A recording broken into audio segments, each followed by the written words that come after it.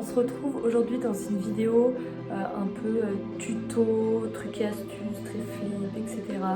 On verra ce que ça donne.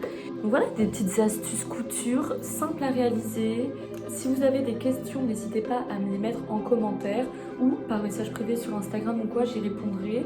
Et voilà, c'est parti. Alors premièrement, je vais vous montrer comment retailler une jupe qui vous est trop grande au niveau de la taille. Super simple. Et aussi, je vais la raccourcir un peu parce qu'elle m'arrive vraiment sur les pieds et moi je n'aime pas. Donc, tout simplement, vous mettez la jupe où vous voulez qu'elle vous arrive, donc plus ou moins haute, au niveau de la taille. Et donc ensuite, on vient faire une petite pince comme ceci. Et on vient épingler.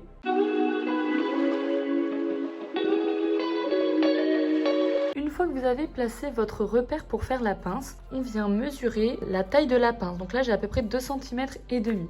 Et on va venir ensuite retourner la jupe.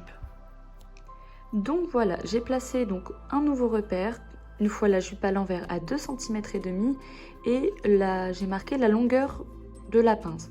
Donc maintenant on vient coudre comme ceci et notre jupe sera raccourcie. À quoi ressemble ma couture? Au début j'étais partie pour faire une pince comme ceci, comme vous le voyez, et au final je l'ai prolongée parce que je trouvais que la jupe était un petit peu trop large. Il ne faut pas oublier d'essayer la jupe à chaque étape pour voir si c'est bien la bonne taille, si c'est pas trop petit ni trop grand, etc. Et maintenant on va venir couper le surplus de tissu à environ 5 mm de la couture et on va venir surfiler avec le point zigzag.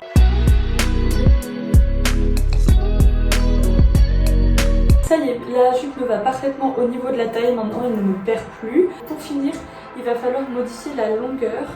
Donc ça, rien de plus simple, on va faire un ourlet, tout simplement, il faut mettre un petit repère. Donc j'ai mis une petite aiguille à l'endroit où je voulais raccourcir la jupe et on va venir faire un ourlet. Voilà, donc ici c'est mon repère et je vais venir maintenant mesurer la longueur du repère jusqu'au bas de la jupe et je vais venir tracer une ligne tout le long. J'ai coupé la jupe et ensuite on va surfiler tout le tour de la jupe. Puis on viendra faire un ourlet comme ça en cousant au plus proche du bord.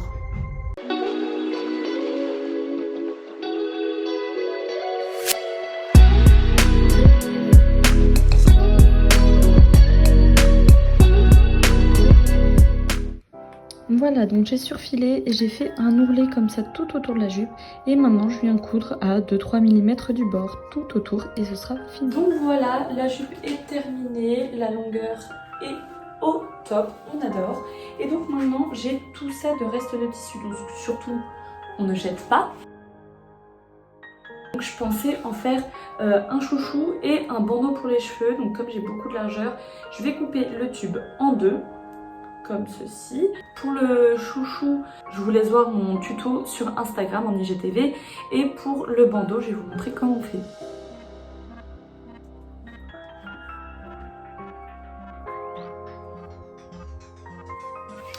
Donc voilà, j'obtiens une longue bande.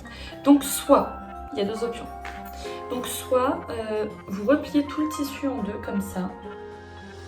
Vous faites un long tube. Et ensuite vous le retournez et vous avez un bandeau biphasé. Soit vous prenez le tissu normalement et vous venez faire un ourlet de part et d'autre.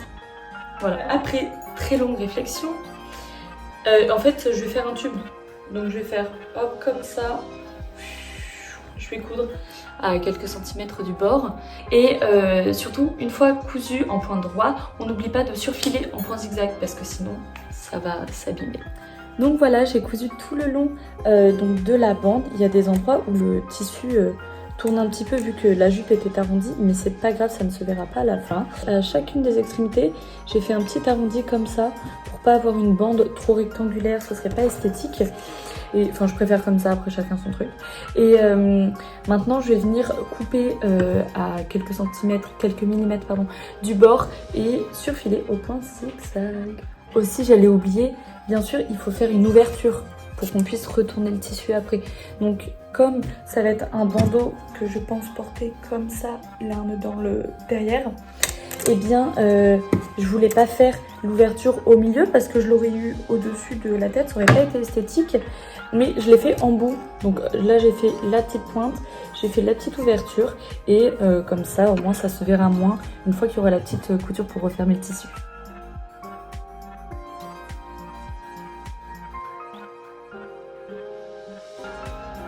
Petite astuce, quand vous arrivez au niveau de l'ouverture comme ça, laissez le tissu le plus long possible pour qu'une fois qu'on le retourne, ce soit plus simple à coudre.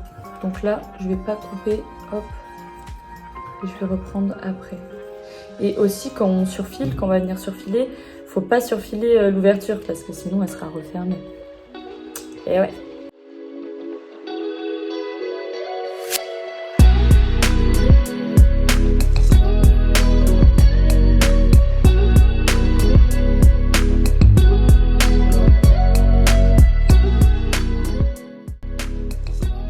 Hop, voilà. Donc maintenant, va falloir retourner cette longue bande. Donc vous pouvez vous aider d'une baguette chinoise ou quelque chose comme ça, parce qu'il va falloir pousser en fait tout ce tissu de l'autre côté. Donc même si vous avez une, je sais pas comment on appelle ça pour tricoter, bah, ça peut servir. Étant donné que j'ai rien de tout ça, je vais utiliser une spatule. C'est nul de ouf, mais bon, j'ai rien d'autre. Donc on va commencer à retourner le tissu d'abord à la mano. Hop, et voilà, on va pousser le tissu, il faut que ça se retourne. Ça va être chouette.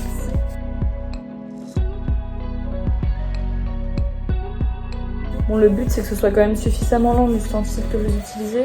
Voilà, parce que ça prend la place que le tissu quand il est retourné. Donc voilà, là j'ai mon petit bout et je vais pouvoir tirer dessus.